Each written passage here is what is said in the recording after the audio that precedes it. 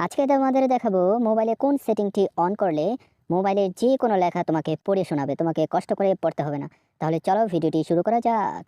এই জন্য আমরা প্রথমে মোবাইলের সেটিং অপশনে চলে যাব, তারপর স্ক্রল করে একটু নিচের দিকে চলে যাব। এখানে দেখো এডিশনাল সেটিং, এটার মধ্যে টাচ করব। টাচ করার পরে এখানে দেখো অ্যাক্সেসিবিলিটি, এটার মধ্যে টাচ করব। ভিশন নামে একটা অপশন আছে, এর মধ্যে টাচ করব। সিলেক্ট টু স্পিক, এটার উপরে টাচ করব। এটা অফ করা আছে, এটা আমরা অন করে দেবো।